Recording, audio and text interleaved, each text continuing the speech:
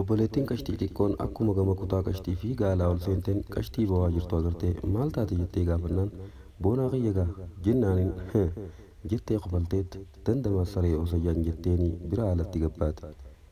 Akkuma gabbaateen bilbila fudhattee gurbaa achuma USA jiru kan warri isaanii akka ishiin itti heerumtu fedhansaniif dawwalte. Fannis oduu gammachiisaa jetteen maali je'eeni gurra isaa kaduraanuu akka diishaa bal'atu san daranuu luuccesseet dubbadhugaa jeen ishiinis boonaan qayyiin baasee jira dafii yeroon ati fayyadamuu qabdu amma jetteeni innis hayyee jedheeni torbee kana waciin ta'e anarra jennaaniin ishiinis kiyyaa ati jidduu tana na irraanfattee arrafaa shanii keessirraan fuudhu jetteeni hayyee waliin jedhanii bilbila cufanii gargar bahan.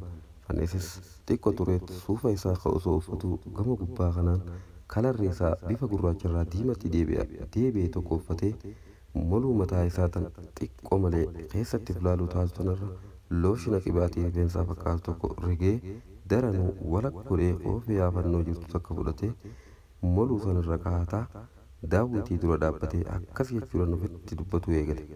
Silaa ishiin ni maraatte kana dhiiftee boonaa jechaa ooltuuf je'eet meena laali yoo boonaa kanarra boone jira ja'a takkaas garagalee takka achi garagalaa morma kanaan ofirraa tabee daawwitii keessatti filaalaa xiqqoo dhaabbateet qulfii makiinaa isaa fudhatee amman dhaqee akka ishiin nagartee boonaa irraanfattu godhe je'eet sharaf jechaa fooqee gubbaa lafatti gad bu'e.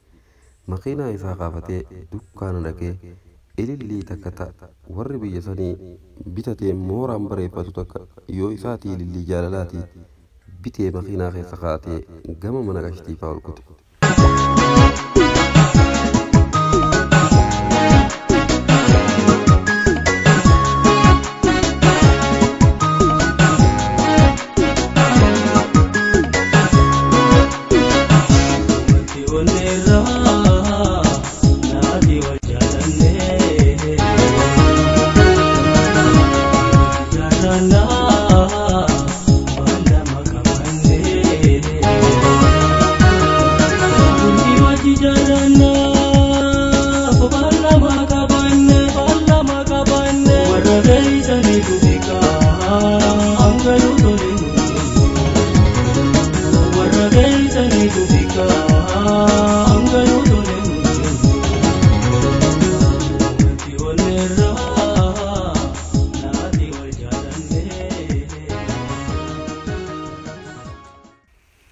Qashtiin eega boonaa dhabdee torbee tokko dabreera. Gama hundaan boonaa qunnamuuf yaaltus boonaa qunnamuu hin dandeenye. Karaa itti boonaa qunnamtu yaaddee ibsaa yaadattee ibsaadhaaf katabdus ibsaan eega hireen isaa jalaa baddee booda oonlaayina seenuu miti boonaan USA akka jiru hin barre. Ibsaa harmeen isaa USA jirti. Ibsaan akka gama USA dhufuuf hiree gootee fi isaanis hiree san jala deemataa osoo jiru akka carraa ta'ee hiree harmeen isaa gooteef dabruu hin dandeenye. Osoo boonaan gama baadiyyaa hin deemin dura torbee tokko kan hireen isaa jalaa badde. Ibsaa hamileen isaa cabtee halkanii guyyaa manaa gadi hin bahu. Baay'ee gaddee kophaa isaa mana keessa taa'aa jira. Qashteenis ibsaas argachuu hin dandeenye. Hiriyaa ishii tan gaafa boonaan halkan baadhateef wajjiin Finfinnee irraa dhufan san qunnamuu yaaddee ishiif dawwallaan argatuu hin dandeenye. Bilbilli ishii cufaa ture. Qashtiinis baay'ee gadditee karaa itti boonaa qunnamtu kan biraa sammuu ishee keessa barbaadu eegalte.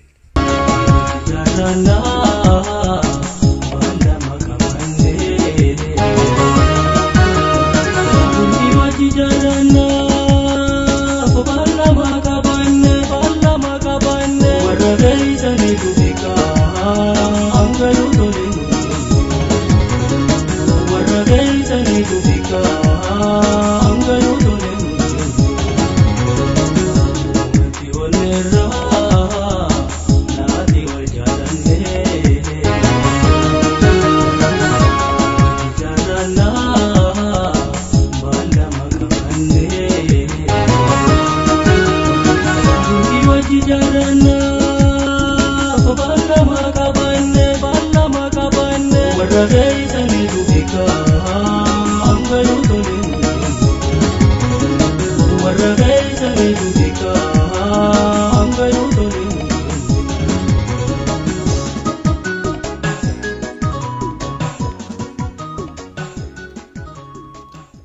harmee isaa fuudhee magaalaa san mana haakimaa geessee wal'aanaa osoo jiru maallaqa fixatee waan godhu dhabnaan telefoona isaa kana gurguruu yaade.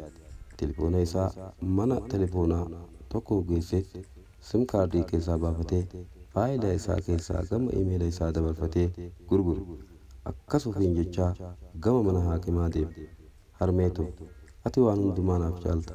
Osoo lubbuu kiyyaa siif kenne ati naaf fayyite anaaf gammachuudha. Harmeeto hanga har'aatu hojii malee taa'uun kun baay'ee nama rare.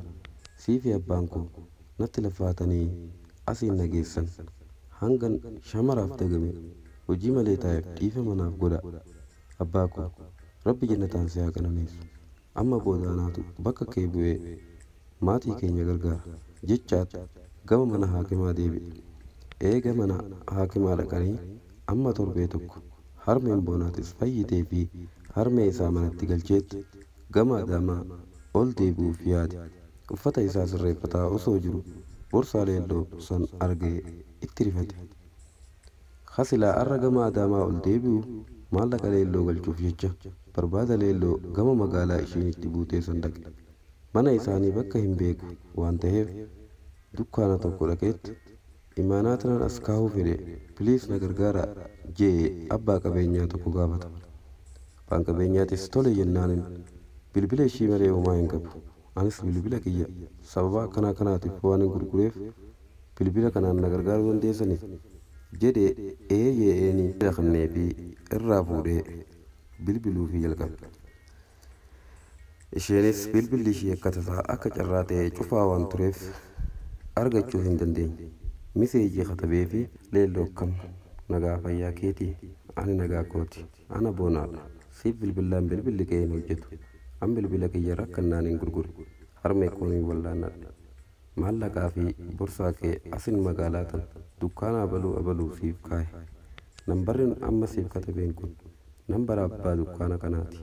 Piliis hoggaa imaanaan ana siif kaaye tana fudhatte yoo bilbiltee na argatuu dadhabde imeela kanaan naaf katabe. Hadaraa imaanaan jabduudha na beeksisuu hin dagatin je'eenii ergee fi guyyaa itti aanu gama adaamaa ol kute.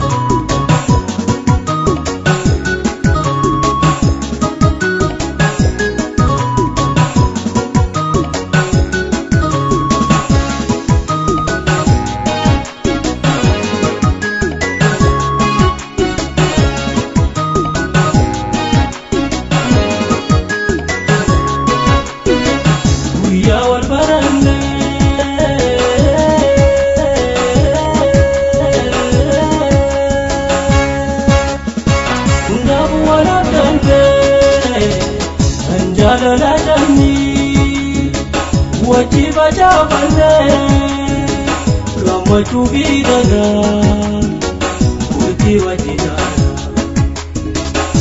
Nambala